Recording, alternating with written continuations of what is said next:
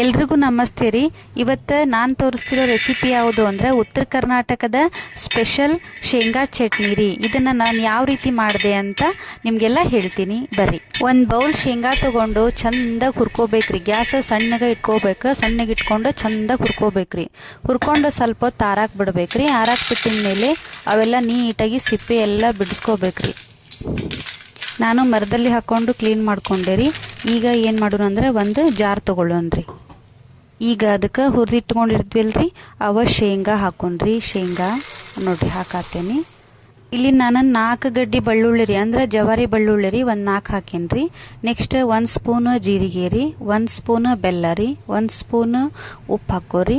ಹಂಗೆ ಒಂದಿಷ್ಟು ಕರಿಬೇವು ಹಾಕ್ಕೊಳ್ರಿ, ಕೊತ್ತಂಬರಿನೂ ಹಾಕ್ಕೊಳ್ರಿ.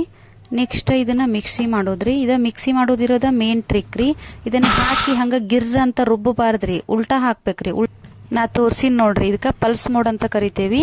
ಆಮೇಲೆ ಇದಕ್ಕೆ ಏನು ಮಾಡ್ಬೇಕ್ರಿ, ನಾನು ಇಲ್ಲಿ ಒಂದು 4 ಸ್ಪೂನ್ ಖಾರ ಪುಡಿ ಹಾಕೇನ್ರಿ. ಹಾಗೆ 1 ಸ್ಪೂನ್ ಅಡುಗೆ ಎಣ್ಣೆ ಹಾಕೇನ್ರಿ.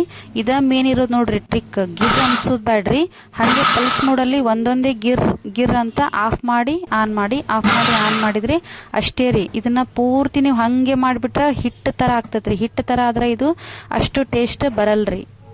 ಇಷ್ಟೇ ಮುಗೀತ್ರಿ. ಇದನ್ನ ಒಂದು ಪ್ಲೇಟ್ ಒಳಗೆ ಹಾಕಿ ಸರಿಯಾಗಿ ಕೈ ಆಡಿಸಿ ಸ್ವಲ್ಪ ತಾರಾಕ್ ಬಿಡ್ಬೇಕು. ನೋಡ್ರಿ ನಾನು ಉಂಡಿ ಥರ ಮಾಡ್ತೇನೆ.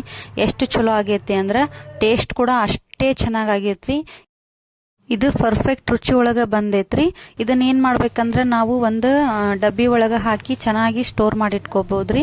ಇದನ್ನ 1 ತಿಂಗಳು ಇಟ್ಕೊಂಡ್ರು ಇದು ಏನು ಹಾಳಾಗಲ್ರಿ. ಹಂಗ ಬಿಸಿ ಅನ್ನಕ್ಕೆ ಬಿಸಿ ಉಪ್ಪಿಟ್ಟಿಗೆ ಹಾಕೊಂಡು ತಿಂದ್ರೆ ಇಷ್ಟು ಟೇಸ್ಟ್ ಆಗ್ತೈತೆ ಅಂದ್ರೆ ಇದೇ ನೋಡ್ರಿ ನಮ್ಮ ಹುಬ್ಬಳ್ಳಿ ಸ್ಟೈಲ್ ಶೇಂಗಾ ಚಟ್ನಿ.